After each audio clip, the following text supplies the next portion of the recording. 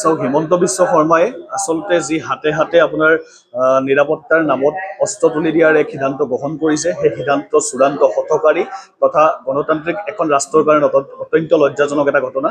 আৰু এই ঘটনাৰ কোনো যুক্তিবাদী মানুহে আচলতে সমৰ্থন কৰাৰ কোনো কথা নাহে। আৰু আমি ছাত্ৰ মুক্তি সংগ্ৰাম সমিতি কেন্দ্ৰীয় সমিতিৰ তৰফৰ পৰা এটা কথা স্পষ্ট কৰি দিছোঁ যে হিমন্ত বিশ্ব শৰ্মাৰ যি এইবোৰ হঠকাৰী সিদ্ধান্ত আচলতে এটা অসামাজিক আৰু চূড়ান্ত অগণতান্ত্ৰিক সিদ্ধান্ত। এই অগণতান্ত্ৰিক সিদ্ধান্তৰ প্ৰতিজন ব্যক্তিয়ে বিৰোধ কৰাটো প্ৰয়োজন। আৰু আমি এটা কথা ক'ব বিচাৰিছোঁ যে যদিহে তেওঁলোকে ৰাষ্ট্ৰৰ প্ৰতিজন নাগৰিকৰ নিৰাপত্তা সুৰক্ষাৰ কথা নিশ্চিত কৰিব নোৱাৰে, তেতিয়াহ'লে তেওঁলোকৰ গৃহ বিভাগে ইতিমধ্যেই ইমান সময়ে আচলতে পদত্যাগ কৰিব লাগিছিল। আৰু পদত্যাগ কৰাৰ পাছতে এনেকুৱা ধৰণৰ সিদ্ধান্তবোৰ ল'ব লাগিছিল। আচলতে আমাৰ অসমীয়া মানুহখিনিয়ে বহুদিনৰ পৰাই বহুখিনি সমস্যাত ভুগি আহিছে। এতিয়াও আমি ৰাষ্ট্ৰৰ চকুত সন্ত্ৰাস জৰ্জৰিত অঞ্চলৰ ভিতৰতে বসবাস কৰোঁ। গতিকে সন্ত্ৰাস জৰ্জৰিত অঞ্চলত বসবাস কৰা কেন্দ্ৰৰ চকুত পৰি থকা এখন ৰাষ্ট্ৰৰ যদি আপোনাৰ মানুহক এই অৱস্থাত আপোনাৰ অস্ত্ৰ হাতত তুলি দিয়া হয়, তেতিয়াহ'লে ই কেনে পৰিৱেশলৈ আমাক লৈ যাব সেই কথা ইতিমধ্যে আপোনালোক সকলোৱে জ্ঞাত। সম্পূৰ্ণৰূপে ব্যৰ্থ, সেইকাৰণেতো এনেকুৱা ধৰণৰ সিদ্ধান্ত ল'বলগীয়া হৈছে।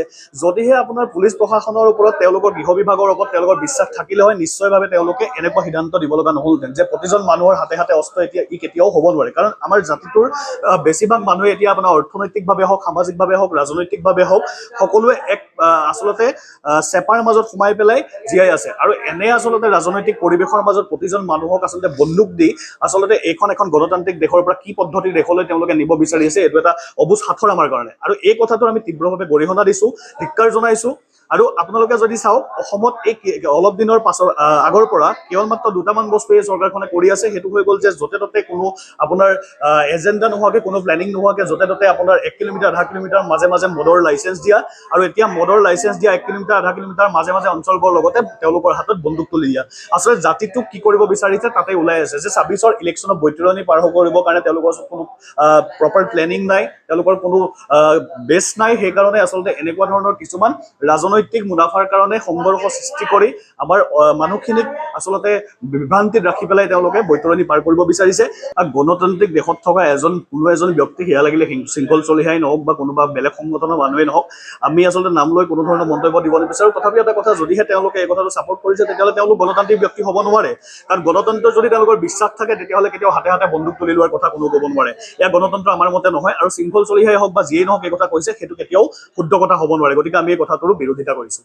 নিশ্চিতভাৱে যদিহে আপোনাৰ মানুহখিনি মানসিকভাৱে আপোনাৰ আচলতে সম্পূৰ্ণৰূপে মানসিকভাৱে সক্ষম নহয়, প্ৰতিজন মানুহ এতিয়াও আমাৰ এনেকুৱা মানসিক মেণ্টেল ষ্টেবিলিটি এনেকুৱা নহয় যে আপোনাৰ শুদ্ধ অৱস্থাত সিদ্ধান্ত ল'ব পৰা অৱস্থাত আছে। আৰু যদিহে প্ৰতিজন মানুহে আপোনাৰ ৰাজনৈতিকভাৱে সুস্থ সবল হ'লহেঁতেন, তেতিয়াহ'লে কেতিয়াও এই স্বৈৰাচাৰী যিবোৰ আচলতে হঠকাৰী সিদ্ধান্ত, সেই হঠকাৰী সিদ্ধান্তবোৰ সমৰ্থন কৰা মানুহ নোলালেহেঁতেন। কিন্তু এই ঘটনাবোৰৰ পৰিণতি যে অতি ভয়ংকৰ হ'ব, আকৌ যে আমি সেই ৰক্তাক্ত 79ৰ পাছৰ সেই সময়বোৰলৈ ঘূৰি যাম, সেই কথা স্পষ্ট। আৰু হিমন্ত বিশ্ব শৰ্মাই এইটো বিচাৰিছে কাৰণে তেখেতে আচলতে এনেধৰণৰ সিদ্ধান্ত লৈছে। গতিকে আমি এই কথাটোক তীব্ৰভাৱে গৰিহণা দিছোঁ। আৰু জাতীয়তাবাদ এনেকুৱা কোনো উইচেৰিঙা হেৰিয়ৰ নিচিনা নহয়তো যে আপোনাৰ নিৰাপত্তাৰ কাৰণে বন্দুক লাগিব। এইটো কেনেকুৱা ধৰণৰ উগ্ৰ জাতীয়তাবাদ? আমি এই বস্তু সমৰ্থন নকৰোঁ। গতিকে যুক্তিবাদী প্ৰতিজন মানুহে ইয়াৰ বিৰোধ কৰা উচিত। আৰু প্ৰতিজন মানুহে যুক্তিৰে এনেকুৱা ধৰণৰ যি এটা অন্ধকাৰ দিশলৈ আমাৰ সমাজখন গৈ আছে, তাৰ বিৰুদ্ধে মাত মাতিব বুলি আমি আশা কৰিছোঁ আৰু আহ্বান জনাইছোঁ সকলোকে।